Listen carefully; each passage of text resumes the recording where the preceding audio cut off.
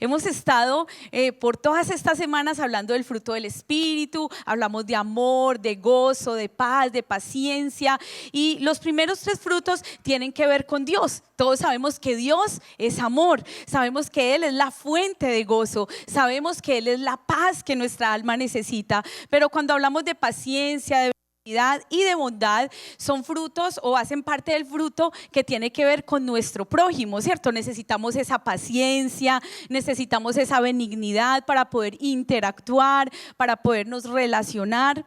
Alguien decía que todas las relaciones van a ser puestas a prueba en algún momento, y lo que no nos logra dividir nos une. Si en algún momento usted tuvo una situación difícil con su pareja, pasaron por una crisis, porque así como en lo natural viene el otoño, la primavera, el invierno, en las relaciones también hay épocas donde todo florece como la primavera y uno se ama y todo es un jardín de rosas, pero hay otra época que eso es como un calor que, mejor dicho, y uno está ahí es como sofocado, y hay temporadas, y en todas las relaciones ocurre, aún con nuestras amistades ocurre, no todo el tiempo uno está así igualito, o sea, hay épocas que son difíciles, pero esas épocas duras y esas épocas que nos ponen a prueba sacan o lo mejor o lo peor de nosotros, y ahí es donde se ve el fruto de paciencia, de benignidad y de bondad. Pero esta noche vamos a hablar de los últimos tres resultados de ese fruto, que es fe, mansedumbre y templanza. Fe, mansedumbre y templanza, y esos tienen que ver con nosotros, ¿cierto? Con cómo actuamos en determinadas situaciones, tienen que ver con lo que el Señor está haciendo en nuestras vidas. La semana pasada mi esposo, en medio del mensaje, nos hablaba de ser dignos de lo que Dios ha hecho con nosotros, y nos contaba de esa película de Rescatando al Soldado Ryan, ¿se acuerdan? Y resulta que este hombre era uno de 4 hijos de una señora, pues que los había dejado ir a todos a prestar servicio militar o se fueron al ejército, y todos estaban en el Army, mejor dicho, porque se supone que eso ocurrió en la Segunda Guerra Mundial. Y entonces 3 de sus 4 hijos murieron en combate, solo le quedaba uno, James Ryan, y no aparecía, estaba embolatado, y resulta que todo un grupo y toda una comisión se dedicó a buscar a este soldado. Llevaron un capitán, una compañía, se armó por completo, preparó toda una hazaña para ir a rescatar al soldado. En ese momento muchos no tenían ganas de ir, otros se dieron por vencidos, otros se enojaron, muchos perdieron la vida, pero después de muchos intentos, después de pasar las peores pruebas que ustedes se imaginen, lograron encontrarlo. Espero que todos la hayan visto, y si alguien no la ha visto, lamento dañarles el final, porque la película empieza con el final. Están como en las playas de, creo que es Omaha, y están en el cementerio, y entonces están llevando flores a la tumba de este capitán, del capitán, creo que se llamaba Miles, y estaban llevando flores, y él estaba recordando, Ryan estaba haciendo memoria de cuando lo rescatan. Él ni sabía que lo estaban buscando, él no sabía que sus hermanos habían muerto en combate, y cuando lo encuentran le dicen, el capitán lo mira a los ojos y le dice: sé digno de todo este sacrificio, y realmente todo viene del amor de Dios, ser dignos de ese amor que Él nos ha dado, ser dignos, y la mejor forma es dando fruto. Entonces, ¿cómo yo me puedo sentir mejor? ¿Cómo yo puedo actuar mejor? ¿Cómo yo puedo hacerme digna de lo que Él ha hecho, de su obra perfecta? Número 1 es a través de la fe, y la fe es lo único que puede sorprender a Jesús. ¿Sabías tú que nosotros podríamos asombrar a Jesús? Que hay algo con lo que nosotros podemos sorprenderlo y que Él diga: ¡wow! Ese es mi hijo. Y es que la palabra de Dios en Mateo capítulo 8 nos cuenta de un centurión romano. Este hombre tenía un siervo que estaba paralítico y estaba gravemente enfermo, y este hecho se narra tanto en Lucas capítulo 7 como en Mateo capítulo 8, y si ustedes quieren me acompañan ahí, por favor. Mateo capítulo 8 y el versículo 10. Entonces, como para ponernos un poquito en contexto, él viene y le dice: Jesús, mira, mi criado, al que yo quiero muchísimo, está enfermo. y yo quiero que tú vengas y lo sanes. Y Jesús pues de inmediato le dijo, yo iré y le sanaré. Pero el centurión respondió y le dijo, no, yo no soy digno de que entres bajo mi techo, solamente di la palabra y mi criado sanará, porque yo también sé dar órdenes y también yo estoy bajo autoridad y sé que recibir órdenes. Y dice entonces ahí en Mateo capítulo 8 y versículo 10, al oírlo Jesús se maravilló y dijo a los que lo seguían, de cierto os digo que ni aún en Israel he hallado tanta fe. Jesús se asombró. Dice este versículo entonces ahí en esa parte, se maravilló. En la Nueva Versión Internacional dice se asombró. O sea que si hay algo que tú y yo podemos hacer para asombrar a Jesús, y eso es tener fe.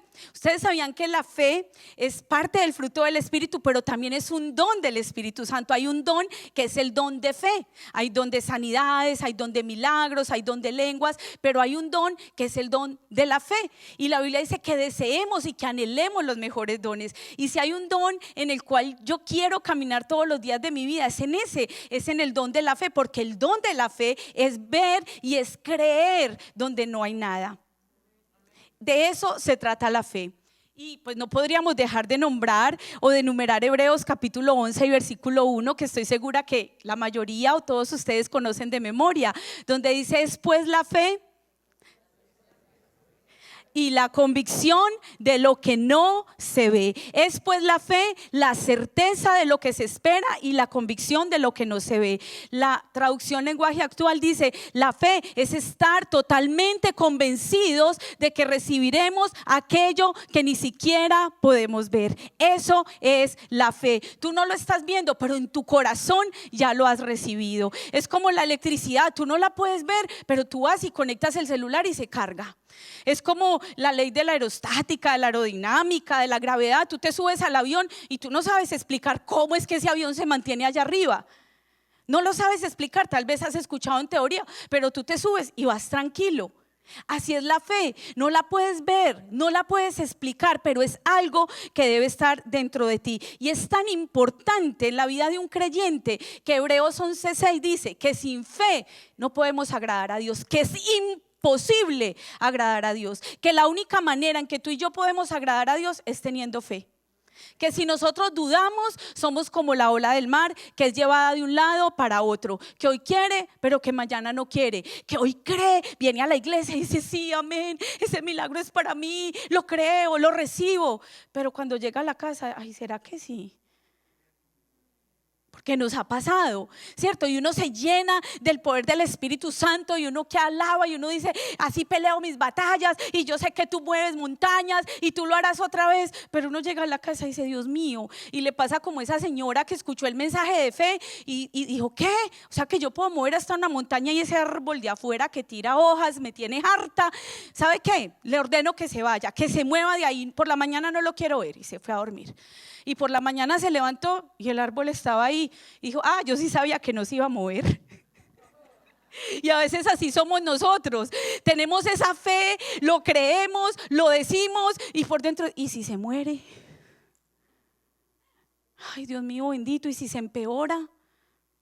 Y si no ocurre nada, pero la palabra nos está recordando que la fe es esa devoción en Dios. Y la Biblia tiene tanto que decir sobre la fe. Y lo más importante es eso, que si no la tenemos no podemos agradar a Dios. Dice la palabra en Romanos capítulo 10 y versículo 17. Si usted lo tiene, ábralo ahí conmigo, tiene su Biblia. Y léalo, siga esa lectura, porque definitivamente es lo que está pasando en esta noche. ¿Cómo obtenemos la fe? Tú dices, es que la fe es como, si dicen que eso es como un músculo, ¿yo cómo la hago crecer? ¿Cuál es el ejercicio para que ese músculo de la fe crezca? Pues mire lo que dice Romanos 10:17. Así que la fe es por el oír y el oír por la palabra de Dios. ¿Cómo es que viene la fe?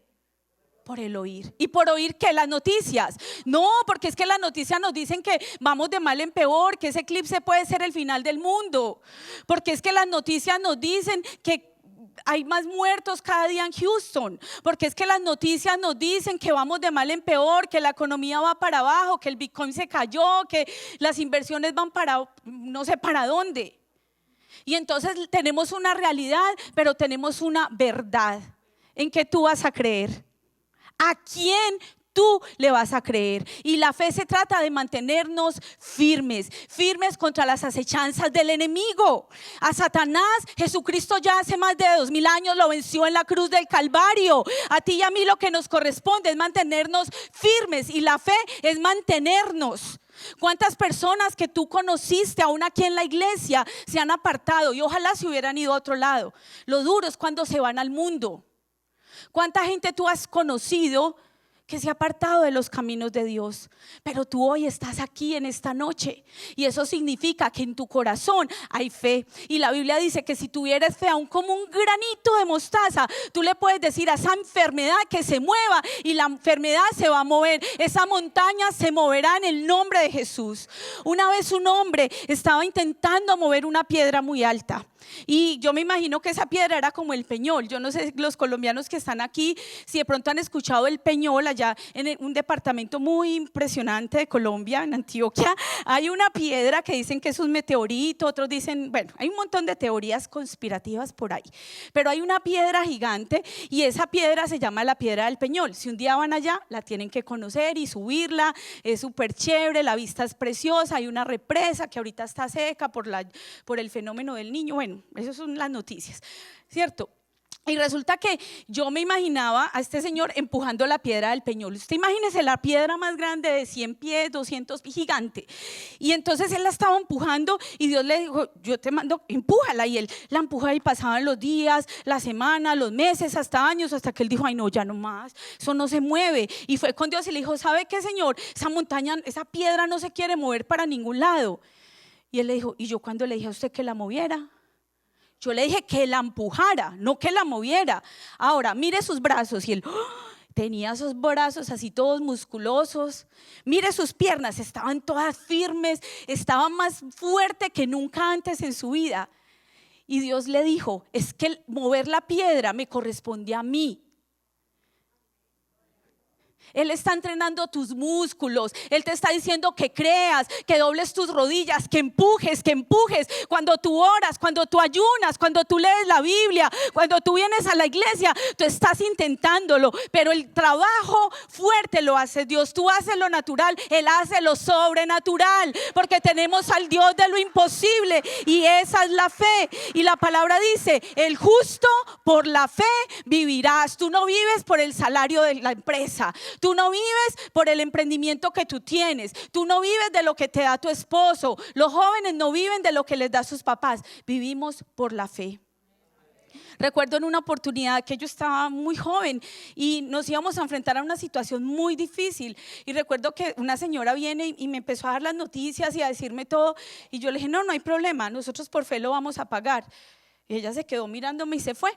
Muchos años después, cuando mi esposo y yo regresamos a nuestro país, bendecidos por Dios, y esta señora me dice: Andreita, nunca se me olvida que tú me dijiste que tú vivías por fe, que el justo por la fe vivirá.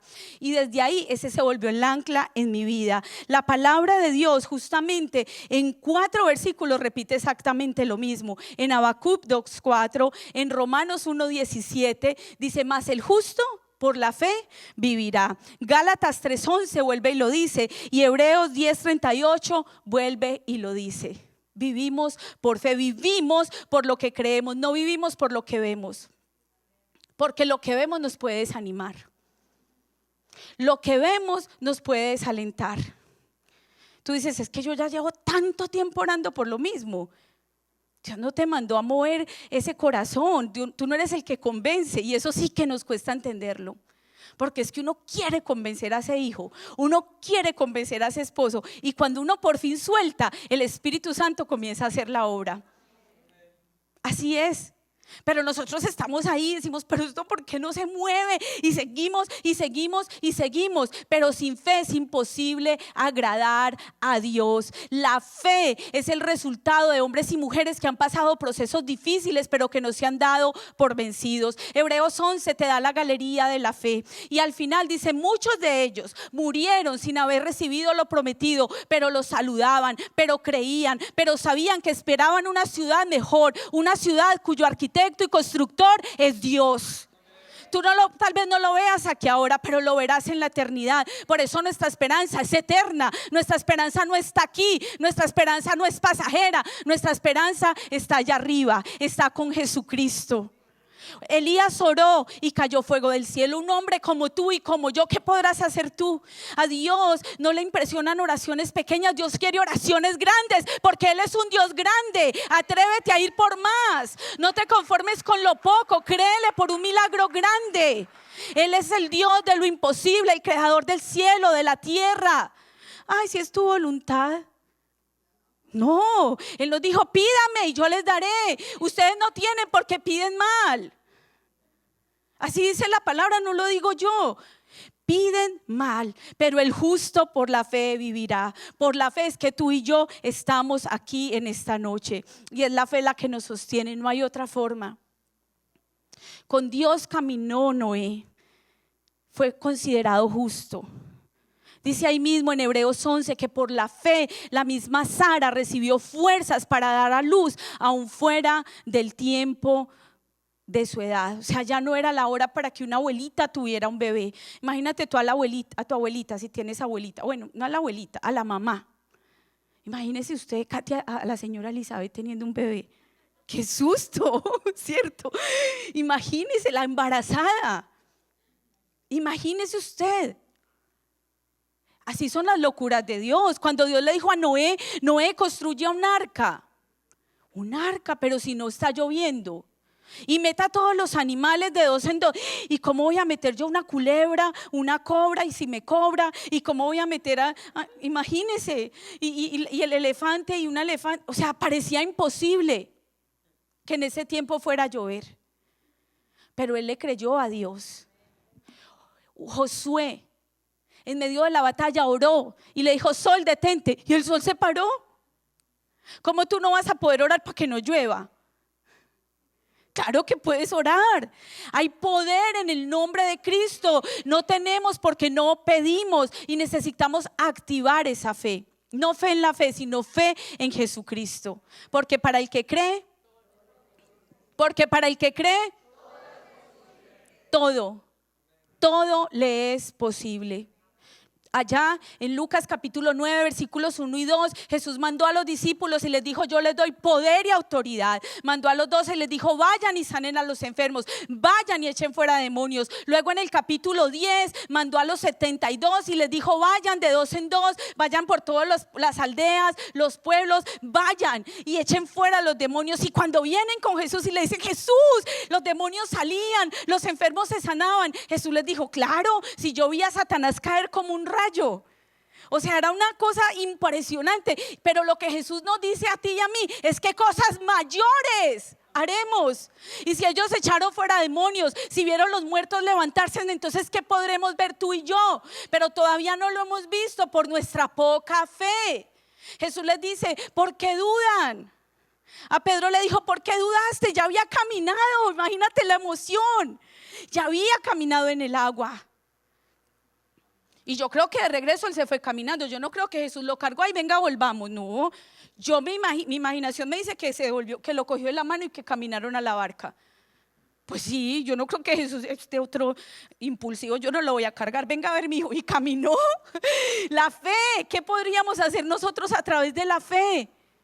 Imagínate, si Pedro lo pudo hacer, tú también lo puedes hacer. Y aún cosas mayores. Y ese es el fruto que nos puede ayudar a vernos mejor, a agradar a Dios. Pero hay otro, que es la mansedumbre. Y la mansedumbre es ese fruto que mucha gente confunde con debilidad. La gente dice: ay, no, yo soy manso pero no menso. Y esa palabra de menso yo creo que la aprendimos fue como en el Chavo. Sí, porque yo me acuerdo que en Colombia uno no decía menso, ¿cierto? Y a veces uno no se amansa, sino que se amensa, porque no quiere ser humilde, porque no quiere ceder. Y yo lo confundía mucho con eso. Pero en la fe cristiana la mansedumbre tiene que ver con vivir en paz, con dejar a un lado las ofensas, con esa humildad de que sí me chocó, pero ¿qué le hace? O sea, ¿para qué me voy a quedar amargado con eso? Eso es la mansedumbre y a todos nos cuesta. Y es uno de los frutos, una parte del fruto que yo creo que el Espíritu Santo quiere trabajar con nosotros hoy. Estamos a punto de irnos a una avanzada, pasado mañana, estamos tan preparados, pero Dios quiere trabajar con ese fruto en nuestras vidas. Dios quiere que nos podamos sentir mejor, pero que podamos actuar mejor, que se pueda ver, que lo podamos reflejar. Y la mansedumbre, dice el Salmo 37:11, que los mansos heredarán la tierra y que se recrearán con abundancia de paz. Vivimos en un caos, vivimos en un tiempo que es difícil, vivimos en un tiempo donde la gente anda como loca, donde no hay paz. Pero ¿qué se necesita? Mansedumbre. Los mansos se recrearán con abundancia de paz. La mansedumbre también aparece en el Nuevo Testamento y es representada completamente por nuestro Señor Jesús. Lo vemos a Él y dice la palabra de Dios vamos a leer 2 versículos. El primero es Mateo 5:5. ¿Recuerdan ustedes el sermón de las bienaventuranzas? Donde Jesús dice: bienaventurados los pobres de espíritu, bienaventurados los que lloran, porque ellos serán consolados, bienaventurados los de limpio corazón, porque ellos verán a Dios. Pero Mateo 5:5 dice: bienaventurados los mansos, porque ellos recibirán la tierra por heredad. Bienaventurados, doblemente felices, doblemente bendecidos aquellos que tienen ese corazón tierno, ese corazón apacible, ese corazón que no permite que las circunstancias le dañen y que lo exalten. Y usted dice: no, yo ya lo pasé la prueba. ¿Está enojado? Pues yo no, normal. Pues llegó bravo a la oficina, yo no. Pero mentiras, y cuando menos piensa uno termina actuando igual y uno dice: ay, Dios mío, no pasé la prueba. Y saben que Jesús fue tentado en todo y Él sí pasó la prueba. Y cuando yo estaba leyendo y preparando esta palabra, ustedes no saben cuánto me quebrantó el Espíritu Santo, porque me puso a vivirlo. Y sentí que no pasé la prueba y le decía: Señor, perdóname, porque necesitamos tanto esa parte del fruto en nuestra vida.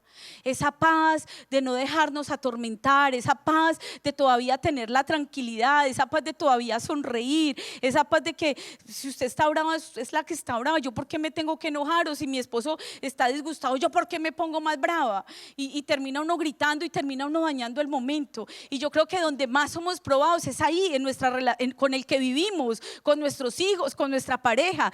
Y me pasaba ahorita, nada más fui por mi hijo y solo le estoy diciendo que le voy a dar de comida, venimos ya tarde, y él como: ay, es que eso te queda simple y últimamente, y yo: pues yo pensé que mis lentejas esas famosas que ya nadie quiere, el único que se las comía era él, ¿no? Él y yo, ya solo quedaba él, y resulta que lo perdía él también, que ya es que no le gusta. Mi esposo dice que las tengo que mejorar. Para los que están ahí en YouTube, no se vayan, porque al final esto se pone bueno.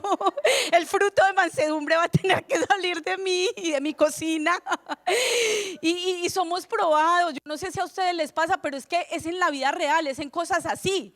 Porque nosotros ya no andamos de pronto, porque cuando vamos a Gálatas 5, él dice: manifiestas son las obras de la carne: enemistades, pleitos, iras, contiendas, envidias, gritería y cosas semejantes a estas. Entonces tú dices: no, yo no practico adulterio, pero yo a veces miro por ahí las muchachas y pues no, yo es para orar y paso rápido.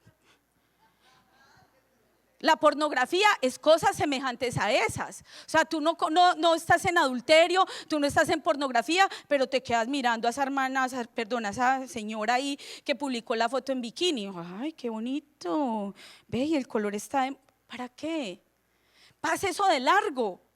Cosas semejantes a esas, es que yo empiezo a gritar por nada. Pleitos, contiendas, enemistades.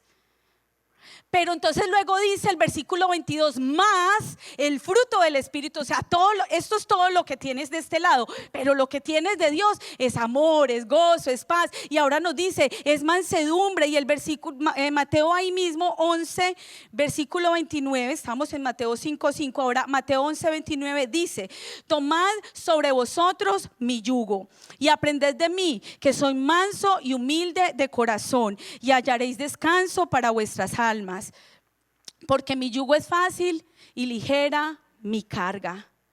Dice la palabra de Dios, tomad sobre vosotros mi yugo. Y el yugo era ese como aparatico de madera, ustedes lo han visto, como para hacer los surcos y para labrar la tierra, les ponían esto acá, era como, sí, una cosita así de madera y dos animalitos iban así y los sujetaban, o sea, el yugo hacía que ellos obedecieran y que cumplieran cierta tarea. Y utilizaban generalmente dos bueyes. Si usaban un buey y un burro, eso era un yugo desigual. Bueno, ese no es el tema hoy, pero entonces los dos bueyes que estaban ahí, que iban juntos, ellos eran fuertes. Y sabes una cosa, ¿sabes qué es mansedumbre? Es fuerza bajo control. Porque el buey es fuerte, es uno de los animales más fuertes que hay. O sea, te puede, si te da una patada, eso vuela uno por allá lejos, ni se le acerque a un buey. Ay, estaba viendo las noticias que en un safari, ustedes no vieron, horrible, hasta mató no se rían, mató a una señora, a un animal, horrible, creo que fue ayer. Imagínense en acercarse a un buey, en serio, o sea, era terrible. Y estos dos bueyes entonces tenían que estar unidos y tenían que ir para el mismo lado, pero tenían que estar bajo control. Y los bueyes eran animales fuertes, pero ellos tenían que elegir dejarse sujetar, y esa es la mansedumbre. Y los evangelios atribuyen esa mansedumbre a Jesús. Es que yo soy fuerte, yo puedo, pero yo me doblego. Somos esclavos del pecado o somos esclavos por amor de Jesús. Hay una canción de Jesús Adrián Romero que dice: precio de sangre, Jesús por mí pagó, ahora soy libre. Y hay una parte que dice: esclavo por amor, precio de sangre, Jesús por mí pagó y mi deuda canceló. Y dice que ya no soy esclavo, sino que ahora soy esclavo por amor. Y yo decía: ay, qué rara esa canción, eso no es bíblico. Pero no, después la entendí. Ser esclavo por amor es que yo me rindo a Él, que antes yo servía al pecado, pero ahora yo sirvo a mi Dios, yo sirvo a mi Señor, que dio su vida por amor a mí, y ahora yo me sujeto a Él, y su yugo es fácil, su carga es ligera. Y dice: tomad mi yugo y aprended de mí, que soy manso y humilde. Era Jesús hablando, porque mi yugo es fácil. El yugo del mundo, el yugo del pecado es difícil. La tentación es muy buena, pero después es horrible. Sostener un vicio no es fácil. O si no, vaya, sostenga y compre la cajetilla de cigarrillos y verá, eso es caro. Eso no es barato. Cualquier vicio, cualquier pecado sale caro, y no solo en lo natural, en lo espiritual te daña. Pero el yugo que Él nos ofrece es ligero y no es debilidad como el mundo lo ve. Jesús, dice la palabra de Dios en Filipenses 2, que siendo en forma de Dios, no escatimó el ser igual a Dios como cosa a que aferrarse, sino que se despojó hasta lo sumo. Y dice que estando en la condición de hombre, se humilló hasta la muerte, y hasta la muerte de cruz. Jesús, el Hijo de Dios, siendo el más alto, tomó la posición de esclavo. ¿Sabes qué hacía un esclavo? Cuando llegaba la visita a la casa, el esclavo era el que le lavaba los pies a la visita. Yo tengo amigas aquí que hacen manicure y que hacen pedicure, y dicen: yo le hago las manos, pero los pies guácala, yo no le quiero tocar los pies a nadie.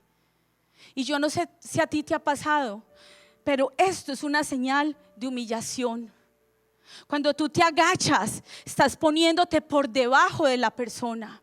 Y Jesús, el Hijo de Dios, el alto y sublime, dejó su trono de gloria. Dice la palabra en Filipenses 2, no escatimó el ser igual a Dios como cosa que aferrarse, sino que estando en la condición de hombre se humilló, y se humilló hasta lo sumo. Y tomó una toalla, y estaban todos sus discípulos, y dice la palabra de Dios que lavó sus pies. Tomó una toalla y, como el siervo más pequeño, lavó los pies de sus discípulos.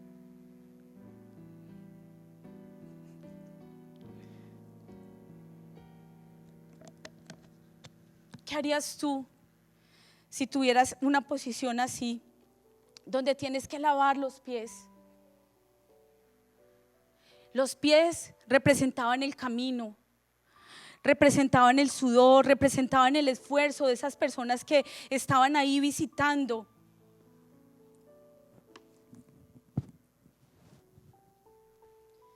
Y Jesús, sé que se lo asuste, hermana. Y Jesús, ¿saben una cosa? Perdón, pero eso está muy difícil con el micrófono. Estábamos tan inspirados, perdón. Gracias, vaya con Dios.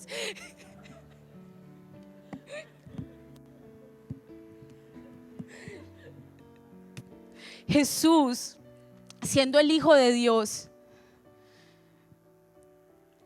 imagínate, o sea, a Él lo tenían que servir. Cuando los discípulos vieron que Jesús, estaban todos reunidos, y cuando ellos ven que Jesús se pone una toalla y que quiere lavarle los pies, Pedro le dice: no, tú a mí no me puedes lavar los pies. Era por eso, porque era Jesús. Ellos ya habían tenido la revelación de que era el Hijo de Dios, lo habían visto sanar, lo habían visto levantar al hijo de una viuda que ya estaba muerto, y Jesús ve a la viuda llorando y va y le resucita al hijo. Ellos sabían que era Jesús, y cuando Jesús viene a lavarle los pies, Pedro dice: no, no, no, no, no, a mí tú no me vas a lavar los pies, tú no eres mi sirviente.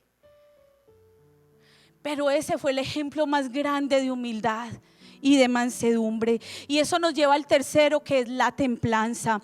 Y la templanza tiene que ver con dominio propio. La palabra del Señor nos dice en Proverbios capítulo 12 y versículo 16 acerca de esto, porque quien no se lidera a sí mismo, ¿cómo puede liderar a otros? Si un hombre no puede gobernar en sus propias debilidades, ¿cómo puede liderar a su esposa? ¿Cómo puede liderar a sus hijos? Y es lo que dice aquí Proverbios capítulo 12 y versículo 16.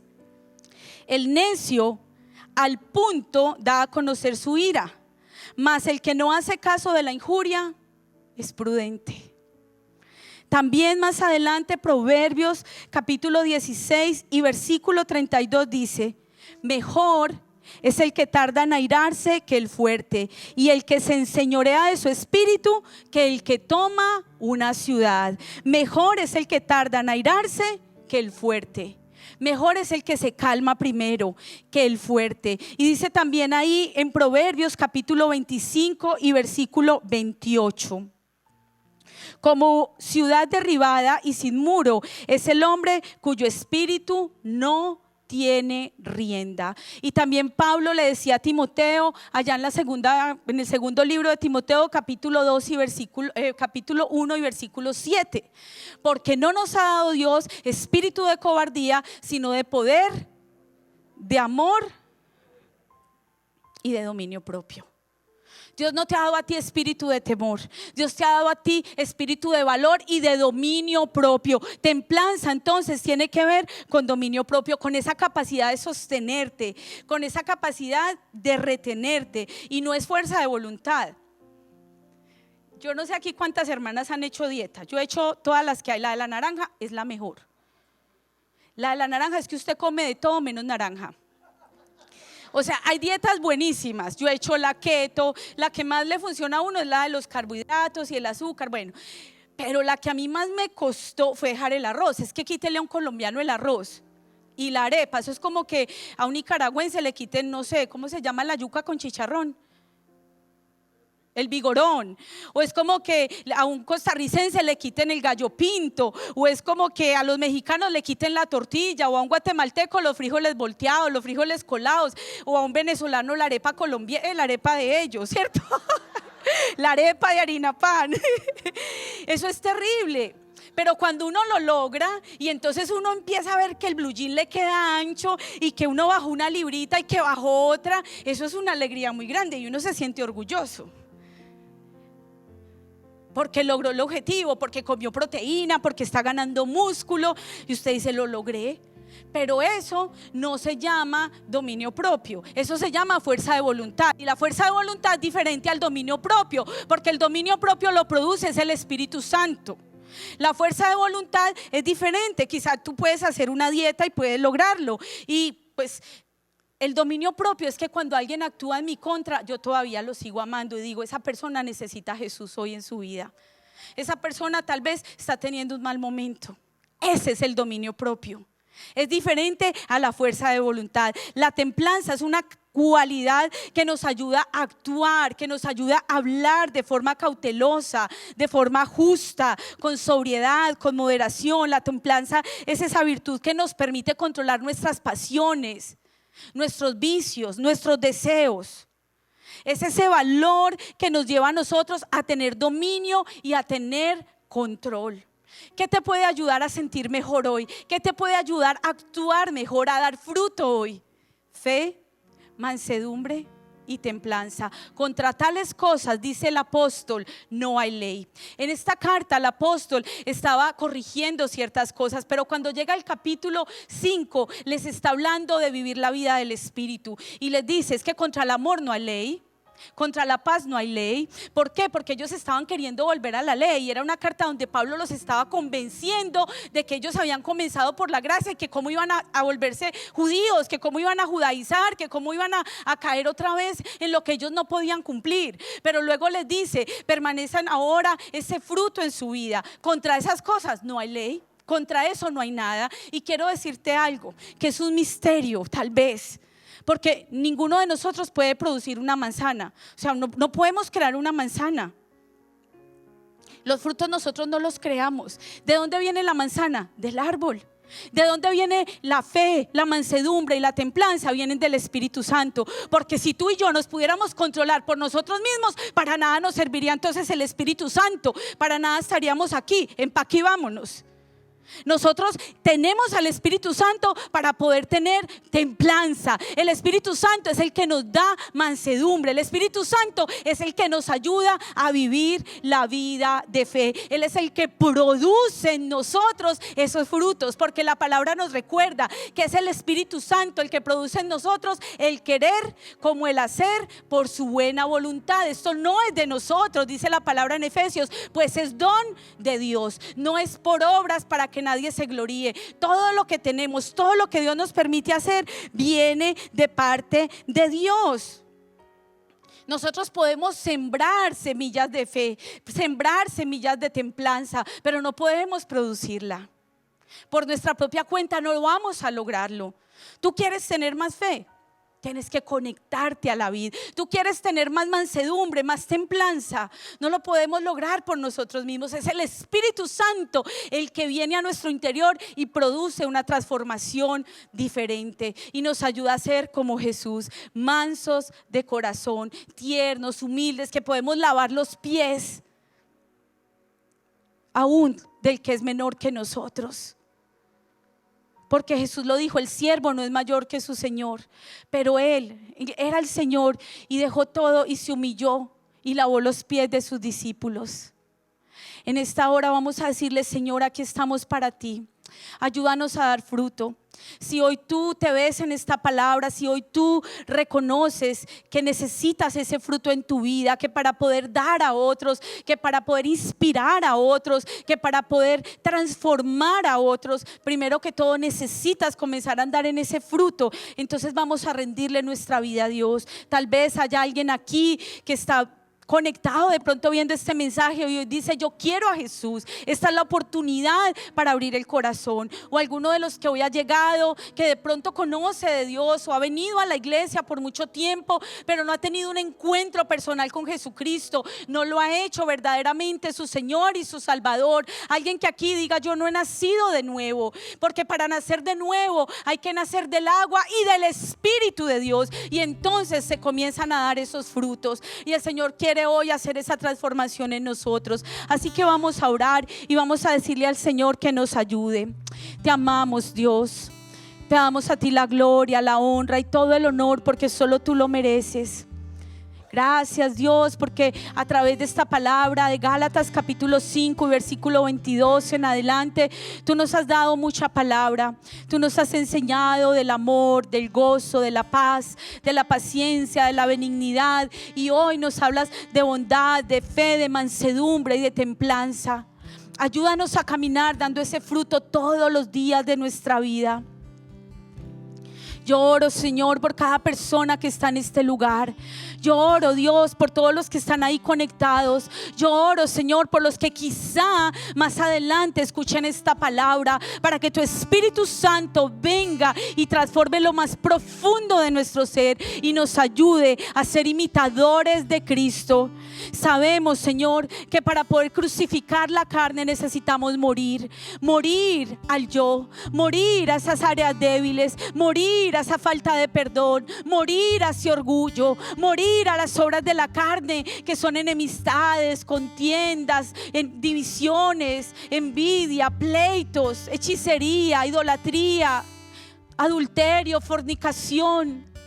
Ayúdanos a morir a todas esas cosas, Espíritu Santo, a crucificar la carne con sus pasiones y deseos, para que al final podamos decir, como dijo el apóstol Pablo: ya no vivo yo, ahora Cristo vive en mí. Y la vida que vivo aquí y ahora, aquí en Houston, aquí donde yo estoy, ahí donde tú estás, donde tú vives, ahí en tu casa, esa vida que tú vives, ahora la vives en la fe del Hijo de Dios que se entregó, que te amó y que se entregó por ti, para que puedas vivir en libertad. En el nombre de Jesús. Gracias, Dios.